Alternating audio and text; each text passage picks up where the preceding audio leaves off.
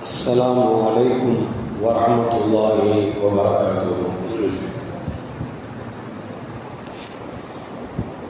الحمد لله رب العالمين، والصلاة والسلام على أشرف المرسلين وعلى آله وأصحابه وأزواجه وذرياته وأهل بيته أجمعين. أما بعد، فقد قال الله تعالى في القرآن العظيم وفي الفرقان المجيد: أعوذ بالله من الشيطان الرجيم، بسم الله الرحمن الرحيم. قل لا أسألكم عليه أجرا إلا المودة في القربى.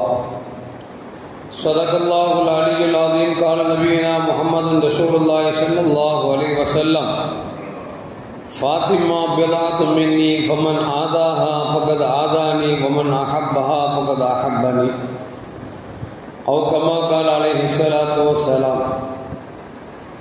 رضينا بالله ربا وبالإسلام دينا وبمحمد صلى الله عليه وسلم نبيا ورسولا. يا سيدي يا رسول الله، خذ بيدي قلت حيلتي، أدركني يا شفيع المذنبين. اللهم صل وسلم على رسولك سيدنا ونبينا مولانا محمد وعلى آل سيدنا محمد وبارك وسلم عليه. எல்லாம் புகழும் புகழ்ச்சியும் உருவமற்ற ஏக இறைவனாம் அல்லாஹ் ஒருவனுக்கு உரித்தாக்கி அகிலத்தின் அருள்கொடையாக வந்துதித்த நமது உயிரிலும் மேலான கண்மணி முஹம்மது ரசூலுல்லாஹி ஸல்லல்லாஹு அலைஹி வஸல்லம் அவர்கள் மீது ஸலவாத்தும் சலாமும் கூறியவனாக என் உரையை துவங்கம் செய்கிறேன். எல்லாம் வல்ல அல்லாஹு ஜல்ல ஜலாலுஹு எதை சொல்லவும் கேட்கும் வாய்ப்பளித்தானோ அதன்படி நடந்து நல்ல மூமின்களாக வாழ்ந்து இந்த உலகத்தை விட்டு பிரிகிற பொழுது லா இலாஹ இல்லல்லாஹ் முஹம்மது ரசூலுல்லாஹ் என்ற கலிமாவை மொழிந்து ஜன்னத்துல் ஃபிர்தௌஸை கண்ணால் கண்டு அகமகிழ்ந்து சிரித்தவனுமா மரணிக்கக்கூடிய நல்வாக்கியம் பெற்ற மக்களில் அல்லாஹ் நம்மை ஆக்கி அருள்வானாக. மரணித்தும் மரணிக்காத இறைநேசர்களின் கூட்டத்தில் அல்லாஹ் நம்மை ஆக்கி அருள்வானாக. நாளை மறுமையிலே மாணவி ஸல்லல்லாஹு அலைஹி வஸல்லம் அவர்களின் திருக்கரங்களால் ஹவுதுல் கௌசர் என்கிற தடாகத்தில் நீர் பருகி அன்னாரின் ஷஃபாத்தை பெற்று அன்னாரின் கரம்பிடித்து ஜன்னத்துல் ஃபிர்தௌஸ் என்ற உயர்ந்த சொர்க்கத்தில் அவர்களின் பணியாளர்களாக அல்லாஹ் நம்மை அங்கீகரித்துக் கொள்வானாக.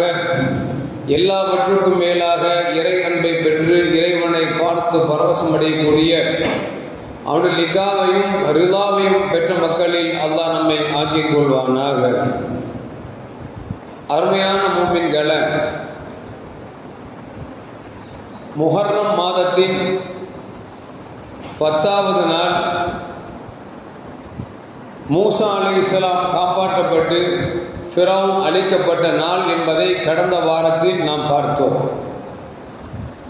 இந்த வாரத்தில் அதே நன்னாளில் கண்மணி முஹம்மது ரசூலுல்லாஹி ஸல்லல்லாஹு அலைஹி வஸல்லம் அவர்களுக்கு மிக மிக பிரியமான இமாம் ஹுசைன் ரலியல்லாஹு தஆலா அவர்கள் அன்றைக்கு ஷஹீதாக்கப்பட்ட ஒரு நிகழ்வும் நடந்தது என்பதை கடந்த வாரத்தில் கோடிட்டு காமித்திருந்தோம். அதை இப்பொழுது சுருக்கமாக பார்க்க இருக்கிறோம். அல்லாஹு ஜல்ல ஜலாலுஹு எனக்கும் உங்களுக்கும் அல்லாஹ் நல்ல விளக்கத்தை தந்தல்வானாக. அருமையான மூமின்களே, ஹுசைன் ரலியல்லாஹு தஆலா அவர்கள் கொல்லப்பட்டார்கள் என்கிற செய்தியை தெரிவதற்கு முன்பாக முஹம்மது ஸல்லல்லாஹு அலைஹி வஸல்லம் அவர்களால் யார் யார் இந்த உலகத்தில் ஷஹீதாக்கப்படுவார்கள் என்று சொன்னார்களோ, பெருமானார் ஸல்லல்லாஹு அலைஹி வஸல்லம் சுட்டி காமித்தார்களோ, அவர்களெல்லாம் இந்த உலகத்தில் ஷஹீதாக்கப்பட்டிருக்கிறார்கள் என்பது நிதர்சனமான உண்மை என்பதில் வரலாறு நமக்கு தெளிவாக சொல்லி காட்டுகிறது.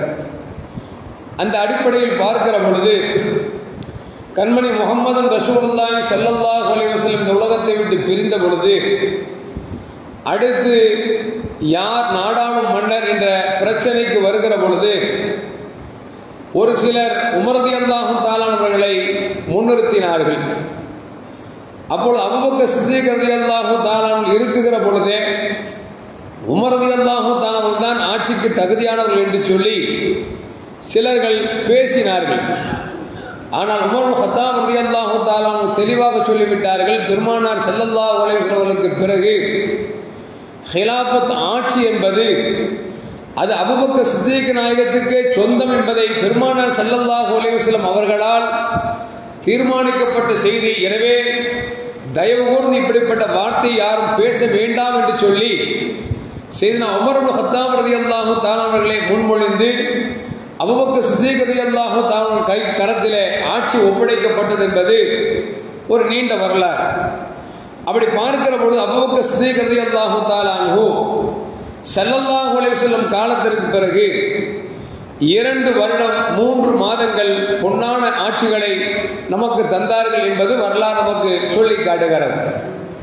2 ஆண்டுகள் 3 மாதங்கள் ஆட்சி செய்த அபூபக்கர் சித்திக் ரலியல்லாஹு தஆலா அவர்கள் மரணத்தை எய்யவே, மரணம் அவர்களை வந்து அடையவே, அதற்கு பிறகு யார் ஆட்சி என்று வருகிற பொழுது உமர் கத்தாப் ரலியல்லாஹு தஆலா அவர்கள் முன்னிறுத்தப்பட்டார்கள். அவர்கள் ஹிலாஃபத்தின் பதவியை ஏற்றார்கள்.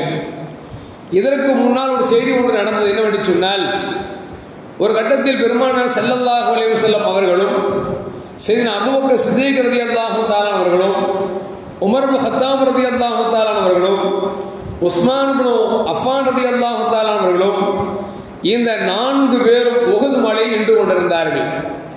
அப்படி உஹது மலையில் உச்சியில் நின்று கொண்டிருக்கிற பொழுது உஹது மலை அப்படியே ஆடியது, குலுங்கியது.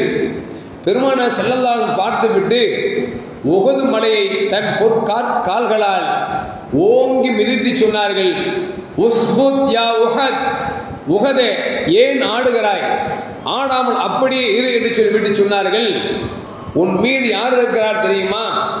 ஒரு நபி இருக்கிறார். யாரு? முஹம்மது ஸல்லல்லாஹு அலைஹி வஸல்லம் இருக்கிறார்கள். ஒரு சித்திக் இருக்கிறார், அபூபக்கர் சித்திக் ரலியல்லாஹு தஆலா இருக்கிறார்கள். 2 ஷஹீதுகள் வருங்காலத்தில் இஸ்லாத்திற்காக தன் உயிரை கொடுப்பதற்கு தயாராக இருக்கக்கூடிய 2 ஷஹீதுகள் இருக்கிறார்கள். ஒன்று உமர் கத்தாப் ரலியல்லாஹு தஆலா அன்ஹு, இரண்டாவது உஸ்மான் ரலியல்லாஹு தஆலா அன்ஹு என்று சொல்லி பெருமானார் ஸல்லல்லாஹு அலைஹி வஸல்லம் அந்த உஹது மலையை ஓங்கி மிதிக்கிற பொழுதே சொன்னார்கள், உமரும் உஸ்மானும் ஒரு காலத்தில் கொல்லப்படுவார்கள், ஷஹீதாக்கப்படுவார்கள் என்ற செய்தியை பெருமானார் ஸல்லல்லாஹு அலைஹி வஸல்லம் சொன்னது போன்றுதான் வரலாற்றிலே நடந்தது என்பதையும் வரலாறு நமக்கு சொல்லி காட்டுகிறது. என்றைக்கு பெருமானார் ஸல்லல்லாஹு அலைஹி வஸல்லம் நாவில் உமர் ரலியல்லாஹு தஆலா அவர்களும் உஸ்மான் ரலியல்லாஹு தஆலா அவர்களும் கொல்லப்படுவார்கள் என்று சொன்னார்களோ, அதிலிருந்து உமர் இப்னு கத்தாப் ரலியல்லாஹு தஆலா அவர்கள் இப்படி துஆ செய்வார்களாம், யா அல்லாஹ், நபியின் நாவில் நான் ஷஹீத், நான் ஒரு போராளி, அல்லாஹ்வின் பாதையில் கொல்லப்படுவேன் என்று சொல்லிவிட்டார்கள். எனவே என் மரணம் ஷஹீதாக நான் மரணிக்க வேண்டும் என்று சொல்லி உமர் இப்னு கத்தாப் ரலியல்லாஹு தஆலா அவர்கள் துஆ செய்தது மட்டுமல்ல, ஒன்றை சேர்த்தும் கேட்டார்கள், நான் அல்லாஹ்வின் பாதையில் கொல்லப்பட வேண்டும், அதே நேரத்தில் நான் மரணிக்கிற பொழுது மதீனாவில் மரணிக்க வேண்டும், பெருமானார் ஸல்லல்லாஹு அலைஹி வஸல்லம் துயில் கொண்டிருக்கக்கூடிய அந்த பூமியில் மரணிக்க வேண்டும் என்று சொல்லி உமர் இப்னு கத்தாப் ரலியல்லாஹு தஆலா அவர்கள் கேட்டார் என்பது வரலாறு நமக்கு சொல்லி காட்டுகிறது. அருமையான முஃமின்களே, அப்படி பார்க்கிற பொழுது உமர் கத்தாப் ரலியல்லாஹு தஆலா அவர்கள் 10 வருடமும் 6 மாதங்களும் பொன்னான ஆட்சி செய்தார்கள். எந்த அளவுக்கு என்று சொன்னால், இந்தியாவிற்கு சுதந்திரத்தை வாங்கி தந்தவர் யாரு என்று கேட்டால் பச்சிலம் குழந்தை கூட சொல்லக்கூடிய அளவிற்கு இன்றைக்கு வரலாற்றில் எழுதப்பட்டிருக்கிற காந்தி அவர்கள் சொன்னார்கள், இந்த நாட்டில் ஒரு நல்லாட்சி நடைபெற வேண்டும் என்று சொன்னால் உமர் இப்னு கத்தாபின் ஆட்சி வர வேண்டும் என்று சொல்லி இந்தியாவின் சுதந்திரத்திற்காக பாடுபட்ட காந்தி சொல்லுகிறார் என்பது மட்டுமல்ல, சமீபத்தில் டெல்லி ஆண்ட முதலமைச்சர் கூட சொன்னார், இந்த நாட்டிலே நல்லாட்சி நடைபெற வேண்டும் என்று சொன்னால் அதில் உமரின் ஆட்சி இந்த நாட்டுக்கு வர வேண்டும் என்று சொல்லி அவர்கள் சொல்லுகிறார்கள் என்று சொன்னால், உமர் ரலியல்லாஹு அன்ஹு ஆட்சி எந்த அளவுக்கு சிறந்திருந்தால், எந்த அளவுக்கு நீதமானதாக இருந்திருந்தால், மாற்றார்கள் போற்றும் அளவிற்கு அவருடைய ஆட்சி இருந்திருக்கும் என்பதை கொஞ்சம் சிந்தித்து பார்க்க வேண்டும். அருமையான முஃமின்களே, பெருமானார் ஸல்லல்லாஹு அலைஹி வஸல்லம் அவர்கள் சொன்னது போன்று உமர் இப்னு கத்தாப் ரலியல்லாஹு தஆலா அவர்கள் ஃபஜ்ருக்கு தொழுக வருகிற பொழுது அபூ லுஅ்லுஆ என்று சொல்லக்கூடிய ஒரு மஜூசி நெருப்பு வணங்கி அவர்களை குத்தி கொலை செய்தார் என்பது வரலாறு நமக்கு சொல்லி காட்டுகிறது. எதற்கு சொல்வார் என்று சொன்னால், நபி அவர்கள் மலைக்கு மேல் இருந்து சொன்னார்கள், உன் மேல் 2 ஷஹீதுகள் இருக்கிறார் என்று சொன்னார்கள். அந்த 2 ஷஹீதுகளில் ஒருவர் தான் உமர் கத்தாப் ரலியல்லாஹு தஆலா அவர்கள். பெருமானார் சொன்னது போன்று அவர்கள் அபூ லுஅ்லுஆ என்று சொல்லக்கூடிய ஒரு மஜூசியால் கொல்லப்பட்டார் என்பதும் வரலாறு நமக்கு சொல்லி காட்டுகிறது. அதற்கு பிறகு உஸ்மான் ரலியல்லாஹு தஆலா அவர்கள் ஆட்சி பொறுப்பேற்கிறார்கள். நீதமான ஆட்சி நடந்தாலும் கூட அந்த நேரத்தில் அப்துல்லா இப்னு சபா என்று சொல்லக்கூடிய ஒரு யூதன் முஸ்லிமை போன்று வேடமிட்டு சையதுனா அலி ரலியல்லாஹு தஆலா அவர்களுக்கு நான் சாதகமானவன் என்று போற்றிக் கொண்டு உஸ்மான் ரலியல்லாஹு தஆலா அவர்களுக்கு எதிர்வினை ஆட்ட ஆரம்பித்தார். எதிர்வினை எந்த அளவுக்கு ஆற்றினான் என்று சொன்னால், ஒரு கட்டத்தில் குழப்பங்களும் பிரச்சனைகளும் அதிகரிக்க சையதுனா அலி ரலியல்லாஹு தஆலா அவர்கள் தன்னுடைய பிள்ளைகளை கொண்டு உஸ்மான் அவர்களுக்கு பாதுகாப்பு கொடுக்கிறேன் என்று கேட்ட பொழுதும் கூட உஸ்மான் ரலியல்லாஹு தஆலா அவர்கள் வேண்டாம், எனக்கு பாதுகாப்பு தேவையில்லை என்று சொல்லி தாங்களாகவே தன் ஆட்சி நடத்தி கொண்டிருக்கக்கூடிய நேரத்தில் கலவரக்காரர்கள் வீட்டுக்கு மேல் ஏறி உஸ்மான் ரலியல்லாஹு தஆலா அவர்களை கொலை செய்கிறார்கள். அப்படி கொலை செய்த ஒரு பாவிதான் அப்துல்லா இப்னு சபா என்று சொல்லக்கூடிய யகூதி என்பதை வரலாறு நமக்கு சொல்லி காட்டுகிறது. நாம் எல்லாம் வாட்ஸ்அப் தளங்களில் பார்த்திருப்போம். சமீபத்தில் ஈரானில் ஒரு பள்ளிவாசலில் 15 வருடமாக ஒரு யூதன் முஸ்லிமை போன்று ஆலிமாக வேடமிட்டு மக்களுக்கு தொழுகை நடத்தி மக்களுக்கு இஸ்லாத்தை பற்றிய பிரச்சாரம் செய்து கடைசி இப்போ இந்த பிரச்சனைக்கு பிறகு, இந்த போருக்கு பிறகு அவன் யார் என்று ஆராய்ந்து பார்க்கிற பொழுது ஒரு இஸ்ரேலை சார்ந்த ஒரு யூதன் ஈரானுக்குள் எப்படியோ உள்ளிறங்கி ஒரு ஆலிமாக மக்களுக்கு வழிநடத்தி இருக்கிறார் என்று சொன்னால் யூதன் எந்த அளவுக்கு மோசமானவன் என்பதை கொஞ்சம் யோசித்து பார்க்க வேண்டும். அருமையான மக்களே, சமீபத்தில் ஒரு பேச்சாளர் பேசுகிற பொழுது இப்படி சொன்னார், அமெரிக்காவில் ஒரு இந்திய வம்சவழி சார்ந்த மிக படித்தவர், அவருக்கு வேலை கிடைத்த பொழுது அவர் அமெரிக்காவில் வேலை செய்கிறார்.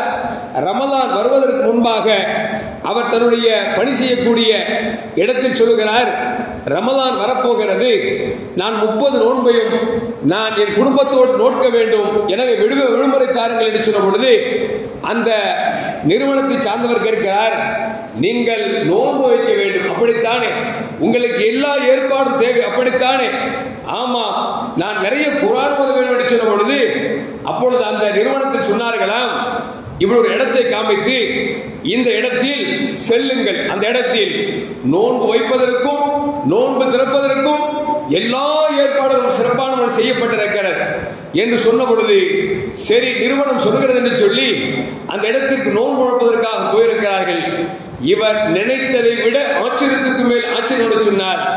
பல நூற்றுக்கணக்கான மனிதர்கள் அபா அணிந்து தலப்பாகை அணிந்து எப்போதும் கையிலும் குர்ஆனை ஓதிக்கொண்டே இருக்கிறார்கள். இவருக்கு மிகவும் மகிழ்ச்சியாகிவிட்டது. ஊருக்கு போனால் கூட நாம் இவ்வளவு மனிதர்களை பார்த்திருக்க முடியாது, நம் குடும்பத்தில் இவ்வளவு காட்சியை கண்டிருக்க முடியாது, நமக்கு நல்ல இடம் கிடைத்து விட்டது என்று சொல்லி அந்த நூற்றுக்கணக்கான அந்த அபா அணிந்து தலப்பாய் அணிந்து மிகவும் 100க்கு 100 மூமினை போன்று 100க்கு 100 முஸ்லிமை போன்ற மனிதர்கள் குர்ஆன் ஓதுகிற காட்சியோடு சேர்ந்து இவரும் ஓதிக்கொண்டிருக்கிறார். காலங்கள் போக போக விசாரிக்க தெரிகிறது, அதில் குர்ஆன் ஓதிய ஒருவன் கூட முஸ்லிம் இல்லை, எல்லாம் யூதன் என்பதை பின்னால் தெரிந்து கொண்டார் என்பது ஒரு வரலாற்று செய்தி. எதற்கு சொல்வார்கள் என்று சொன்னால், முஸ்லிம்கள் தான் குர்ஆனை ஓதுவதற்கு தயக்கம் காட்டிக் கொண்டிருக்கிறோம். ஆனால் இன்றைக்கு யூதர்கள் குர்ஆனை ஓதுவதற்கு அல்ல, குர்ஆனை ஆராய்ச்சி செய்யக்கூடிய நிலைக்கு வந்து விட்டார்கள். ஆராய்ச்சி செய்தாலும் கூட இஸ்லாத்திற்கு எதிர்ப்பாக, இஸ்லாத்தை அழிப்பதற்காக, முஸ்லிம்களை ஒன்றுமில்லாமல் ஆக்குவதற்காக அவர்கள் பல கோடிகளை அவர்கள் செலவு செய்து கொண்டிருக்கிறார்கள். முஸ்லிம்கள் தான் இன்றும் உணராமல், நம் இஸ்லாத்தை பற்றி சரியாக தெரியாமல் இன்றைக்கு நாம் தாண்டோண்டித்தனமாக வாழ்கிறோம் என்கிற பொழுது கொஞ்சம் யோசிக்கத்தான் வேண்டும். இப்போது வருகிற பொழுது வாட்ஸ்அப்ல பார்த்தேன், என்ன அப்படின்னா ஒரு வெளிமாநிலத்தை சார்ந்த ஒரு மாற்று மத சகோதரன் எப்படியோ முஸ்லிமை போன்று பாங்கு நல்லா சொல்ல தெரிஞ்சு ஒரு பள்ளிவாசல மோதினாரா இருக்கிறான். எங்க பள்ளிவாசல இஸ்லாத்துக்கு வந்துட்டா சந்தோஷப்படலாம். ஆனா அவனுடைய செயல்கள் எல்லாம் கொஞ்சம் ரகசியமாக ஆராய்ந்த பொழுது அவன் இஸ்லாத்துக்கு மாற்றமான செய்திகளை செய்கிறான் என்று அவனை ஆராய்ந்த பிறகு சட்டையை கழட்டி பார்த்தால் நெஞ்சில் அவன் பச்சை குத்திருக்கிறான். அவன் முஸ்லிம் பேர் அல்ல, வேறு மாற்று மதத்தினுடைய பேராக இருக்கிறான். நம்ம மக்கள் என்ன அப்படின்னா, தமிழ்நாட்டு மோதினார் சேர்த்தா 15,000 ரூபாய் 17,000 ரூபாய் கேட்கிறாங்க அப்படின்னு சொல்லிட்டு ஊப்பியில இருந்து பீகார்ல இருந்து எப்படி இந்த ஆடு மாடு இறங்குது பார்த்தீங்களா, அந்த மாதிரி இறக்கி இன்னைக்கு என்ன ஆகி போச்சுன்னா, பாங்கு சொல்ல வேலை செய்யக்கூடியவர் கக்கூஸ் கழுவு ஆள் வரலன்னா அந்த மோதினார் சொல்ற வெளிமாநில இறங்கினாங்க, கக்கூஸ் கழுவு நானே கழுகிறேன், சம்பளம் எனக்கு கொடுங்க, மையத்து குளிப்பாட்டுமா நானே செய்யறேன், சம்பளத்தை கொடுத்துங்க அப்படின்னு சொன்ன உடனே நம்ம நிர்வாக பெருமக்களுக்கு என்ன அப்படின்னா, அட 8,000 சம்பளம் கொடுக்கிறோம், அவன் பாரு கக்கூஸ் கழுவுறாங்கிறான், அதை செய்யறாங்கிறான், இதை செய்யறான்னு சொல்லி என்ன செய்யறோம், நம்ம சேர்த்துறோம். பல இடங்களில் தலைவர் பொண்ணையே தூக்கிட்டு போனவன் பல பேர் இருக்கிறான். தலைவர் பொண்ணையே தூக்கிட்டு போயிட்டான், அயல் மாநிலத்துக்கு கொண்டு போயிட்டான். எதுக்கு சொல்லுவார் அப்படின்னா, முடிந்த வரைக்கும் நம் நாட்டு மக்கள் அது எந்த மொழி பேசுவதாக இருந்தாலும் சரி, நம்முடைய மாநிலத்தை சார்ந்த எந்த மொழி பேசுவதாக இருந்தாலும் சரி, அவர்களுக்கு நாம் முக்கியத்துவம் கொடுக்க வேண்டுமே தவிர அதை விட்டு நமக்கு தெரியாத ஒருவரை கொண்டு வந்தோம் என்று சொன்னால் அதில் பல சிக்கல் இருக்கிறது. எதற்கு சொல்வார் என்று சொன்னால், இந்த அப்துல்லா இப்னு சபா என்பவன் அலி ரலியல்லாஹு தஆலா அவர்களுக்கு ஆதரவானவனை போன்று ஆரம்பித்து உஸ்மான் ரலியல்லாஹு தஆலா அவர்களுக்கு எதிராக கிளர்ச்சி ஏற்படுத்தி கடைசியில் எந்த உஸ்மான் ரலியல்லாஹு தஆலா அவர்களை அஷரத்துல் முபஷரா சுவனத்தின் சொந்தக்காரர் என்று பெருமானார் ஸல்லல்லாஹு அலைஹி வஸல்லம் வர்ணித்து சொன்னார்களோ, அந்த உஸ்மான் ரலியல்லாஹு தஆலா அவர்களை கொலை செய்தவன் சபா என்று சொல்லக்கூடிய அந்த யஹூதி என்றால், அருமையான மக்களே, யஹூதியின் விஷயத்தில் எந்த அளவுக்கு கவனமாக இருக்க வேண்டும் என்பதை அன்றே பெருமானார் ஸல்லல்லாஹு அலைஹி வஸல்லம் நமக்கு சொன்னார்கள். இப்படி உஸ்மான் ரலியல்லாஹு தஆலா அவர்கள் கிட்டத்தட்ட அவர்கள் 18 ஆண்டுகள் ஆட்சி புரிந்தார்கள். கிட்டத்தட்ட 82 வயதில் அவர்கள் மரணித்தார் என்பதும் வரலாறு நமக்கு சொல்லி காட்டுகிறது. அதற்கு பிறகு செய்தனா அலியின் கர்ரமல்லாஹு வஜ்ஹா பெருமானார் ஸல்லல்லாஹு அலைஹி வஸல்லம் அவர்கள் சொன்னார்களே, அலியும் மின்னி, அலி என்னை சார்ந்தவர் என்று பெருமானார் ஸல்லல்லாஹு அலைஹி வஸல்லம். இன்னும் சொல்ல போனால், நான் கல்வியின் பட்டம் என்று சொன்னால் அலி அவர்கள் அதன் வாசல் என்று பெருமானார் ஸல்லல்லாஹு அலைஹி வஸல்லம் சிலாகித்து சொல்லப்படுவர்கள் செய்தனா அலியின் கர்ரமல்லாஹு வஜ்ஹா அவர்களும் கிட்டத்தட்ட அருமையான மக்களே 5 வருடம் ஆட்சி செய்தார்கள்.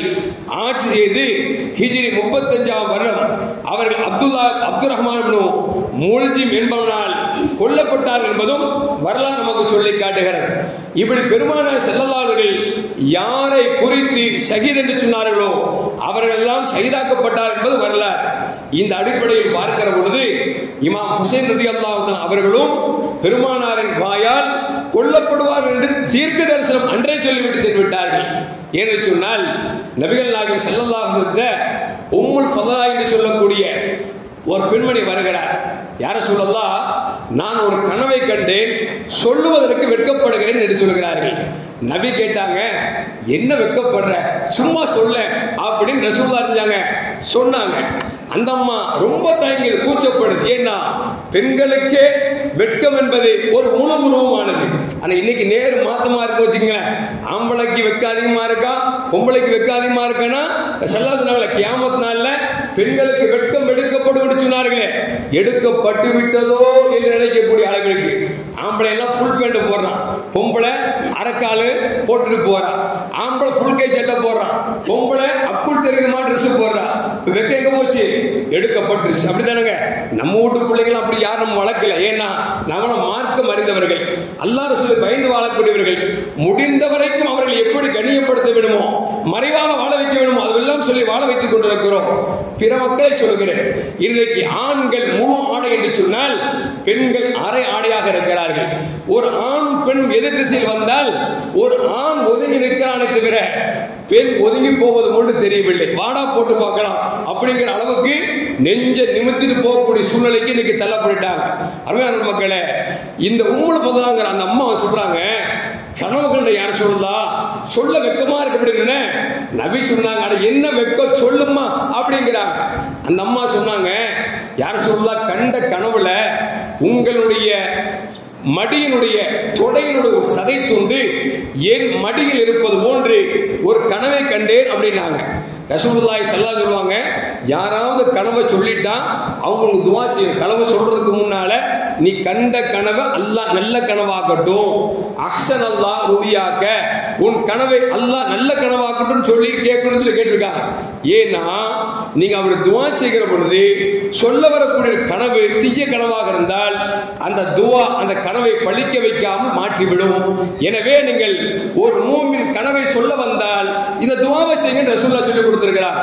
ஸல்லல்லாஹு துஆ செஞ்சாங்களா, செஞ்சுட்டு சொல்லுங்கன்னு அம்மா சொல்லுது, உங்கள் மடியில் ஒரு சதை துண்டு என் மடியில் இருப்பது போன்று பார்த்தேன் என்று சொல்லும் பொழுது நபி சொன்னாங்க, என்ன அழகான கனவு கண்டிருக்கிற, இதுக்கு போய் வெட்கப்படுறிய அப்படின்னு ஸல்லல்லாஹு சொன்னாங்க. அந்த அம்மா கேட்கிறாங்க, ரசூலுல்லாஹ் அழகான கனவுனா இந்த கனவு கொஞ்சம் விளக்கம் சொல்லுங்களேன் அப்படின்னு ரசூலுல்லாஹ் அந்த அம்மா கேட்கிறாங்க. நபி சொன்னாங்க, என் இதய துண்டு ஃபாத்திமா குழந்தை ஈன்றெடுப்பார், அப்படி குழந்தை ஈன்றெடுத்தால் அந்த குழந்தை வளர்க்கும் பாக்கியம் உனக்கு கிடைக்கும், அந்த குழந்தை நீ மடியில் தூக்கி அமர்த்தி வைப்பார், அதன் கனவின் விளக்கம் தான் இது என்று நபிகள் நாயகம் ஸல்லல்லாஹு அலைஹி இமாம் ஹுசைன் அவர்கள் பிறப்பதற்கு முன்பாகவே அவர்கள் விளக்கம் சொன்னார்கள். அதுபோன்று ஃபாத்திமா ரலியல்லாஹு தஆலா அவர்கள் ஹுசைனை பெற்றெடுக்கிறார்கள். பெருமானார் ஸல்லல்லாஹு அலைஹி அவர்கள் தான் ஹுசைன் என்று பெயரும் சூட்டினார்கள். வளர்க்கும் வாய்ப்பு எந்த பெண்மணி கனவை கண்டு சொல்ல மாட்டேன் என்று வெட்கத்தால் கூடி குறுந்தாரோ அந்த பெண்மணி அவரிடத்தில் ஹுசைன் அவர்கள் வளர்ப்பதற்கு கையில் கிடைக்கிறார்கள். கிடைத்தவுடன் அந்த ஆனந்தத்தில் குழந்தையை தூக்கி கொண்டு பெருமானார் ஸல்லல்லாஹு அலைஹி வர்றாங்க. யார சொல்லலாம், அன்றொரு நாள் கனவு கண்டேனே, அந்த கனவுக்கு விளக்கம் சொன்னீர்களே, உங்களுக்கு வளர்க்கக்கூடிய வாய்ப்பு கிடைக்கும் என்று சொல்லி இதோ கிடைத்து விட்டார் என்று சொல்லி அப்படி சந்தோஷத்தில் அணைத்துக் கொண்டு வந்த பொழுது பேரனை பார்த்த பெருமானார் ஸல்லல்லாஹு அவர்கள் அப்படியே கையேந்துகிறார். கொடம்மா, என் பேரப்பிள்ளை எனக்கு கொடம்மா என்று சொல்லி நபி கையேந்துகிறார்கள். அந்த அம்மா குழந்தையை கொடுக்கிறது. கொடுத்த அந்த குழந்தையை வாங்கி பெருமானார் ஸல்லல்லாஹு அவர்கள் மடியில் வைக்கிறார்கள். அந்த பெண்மணி சற்று நேரத்தில் திரும்பி பார்த்தால் நபியின் கண்களில் தாரை தாரையாக கண்ணீர் வடிந்து கொண்டிருக்கிறது. இந்த அம்மாவுக்கு ஆச்சரியமா போச்சு.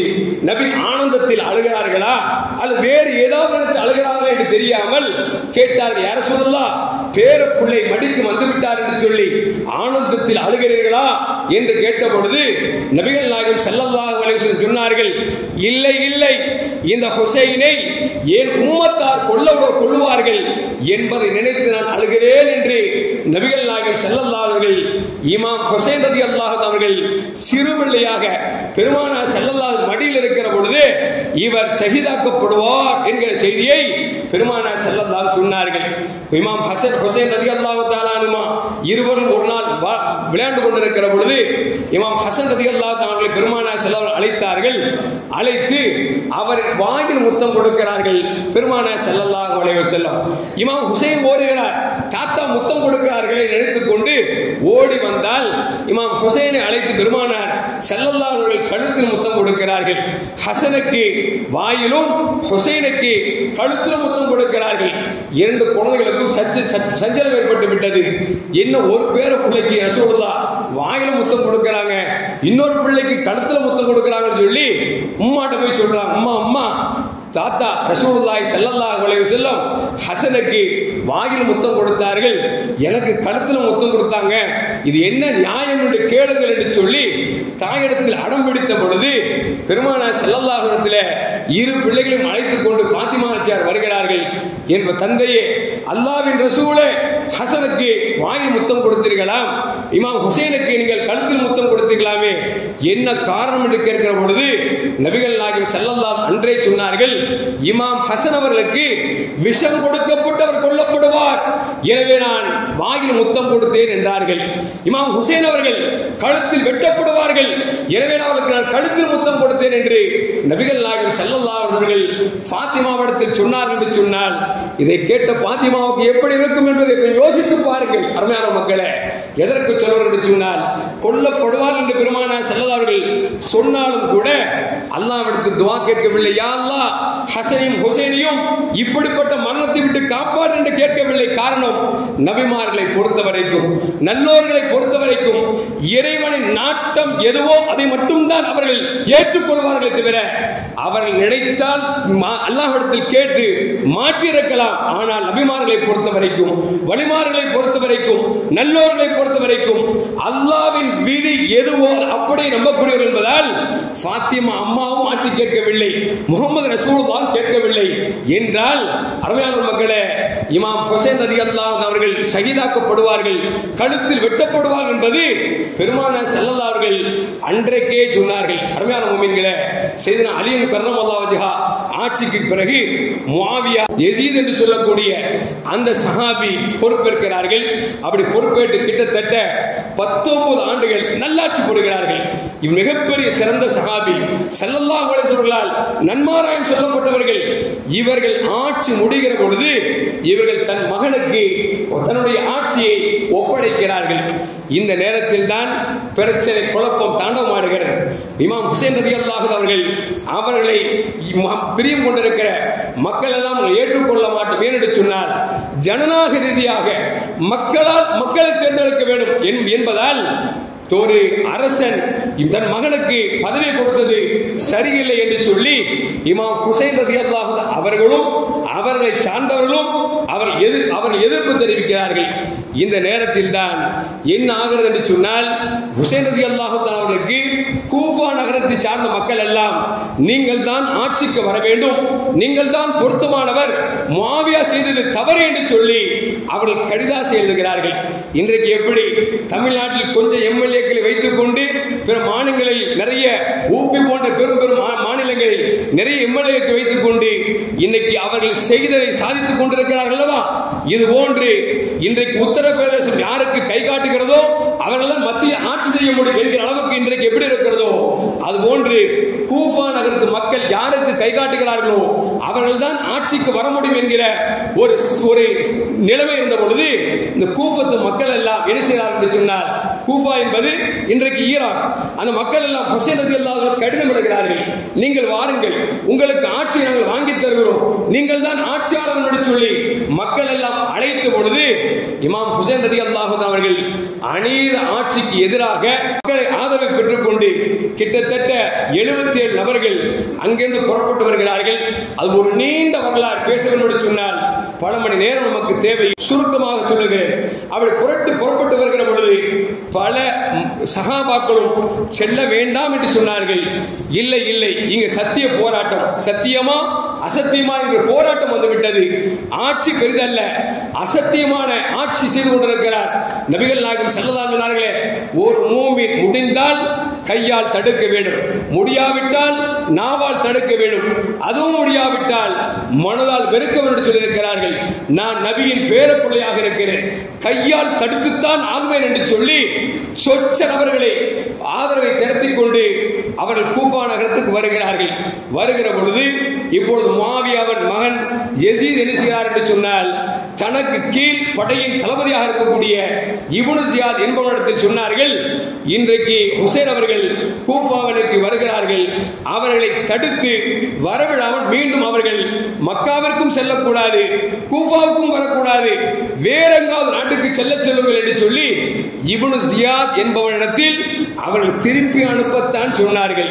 கர்பலா என்கிற இடத்திற்கு இமாம் ஹுசைன் ரதி அவர்கள் வருகிறார்கள். இப்னு ஜியாத் 1000க்கு மேற்பட்ட படைகளோடு வருகிறான். ஹுசைன் ரலியல்லாஹு அவர்களை தடுக்கிறான்.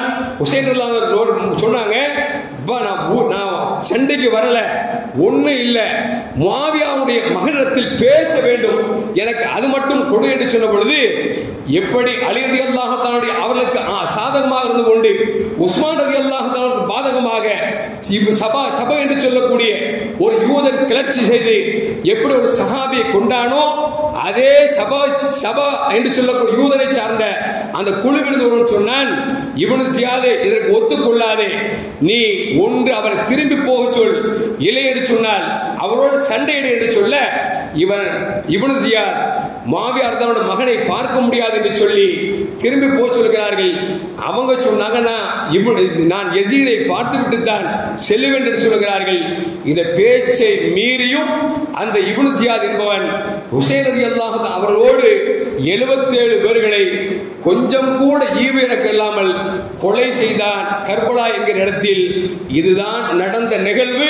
பெருமானார் ஸல்லல்லாஹுடைய குடும்பத்திற்கு ஒரு அழுக்கு ஏற்பட்டு விடக் கூடாது என்று சொல்லி ரப்புல் ஆலமீன் விரும்புகிறான். எனவேதான் மேலே ஓதி காட்டி வசனத்தை சொன்னேனே, குல்லா அஸாலுக்கும் அலைஹி அஜரா இல்லா மவத்தன் ஃபில் குர்பா. நபியே, நீங்கள் மக்களுக்கு சொல்லுங்கள், உங்களுக்கு இஸ்லாத்தை எடுத்துக்கொண்டு உங்களுக்கு ஏவினேன். நீங்கள் அநியாயத்தில் இருக்கிற பொழுது உங்களை சத்திய பாதையில் அழைத்து வந்தேன், அப்பொழுது மார்க்கத்திற்கு கொண்டு வந்தேன். உங்களுக்கு எந்த கூலியும் எனக்கு தேவையில்லை. நீங்கள் கூலி கொடுப்பதாக இருந்தால் என் குடும்பத்தை நேசியுங்கள் என்று சொல்லி நபியே நீங்கள் மக்களுக்கு பிரகடனப்படுத்துங்கள் என்று சொல்லி அல்லாஹ் சொன்னான் அல்லவா. அந்த நபியின் குடும்பத்தை ஒரு தூசி மேலே விழுந்தால் கூட எந்த மூமியும் ஜீரணித்துக் கொள்ள மாட்டான். ஆனால் இப்னு ஜியாத் என்பவன் அவன் உலகத்திலேயே பேர் பெற்றதுக்கு காரணம் இமாம் ஹுசைன் ரலியல்லாஹு அன்ஹு கொன்னான் என்கிற ஒரே ஒரு செயலுக்காகத்தான் இன்றைக்கு இப்னு ஜியாத் லானத்துல்லாஹி அலைஹி என்று சொல்லக்கூடிய அளவிற்கு அவன் பேர் பெற்றிருக்கிறான் என்பதை நாம் மறந்துவிடக் கூடாது.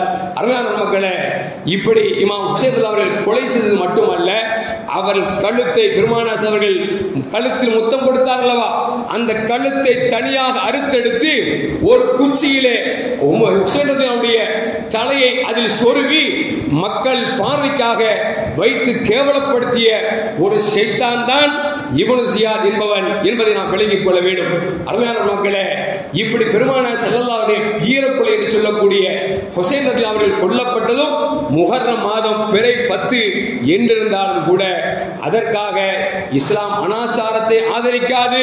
இமாம் ஹுசைன் அவர்கள் கொல்லப்பட்டார் என்பதற்காக இஸ்லாத்தில் இல்லாத மூட பழக்கங்களை இஸ்லாம் ஒருபோதும் ஆதரிக்காது என்பதில் நாம் தெளிவாக இருக்க வேண்டும்.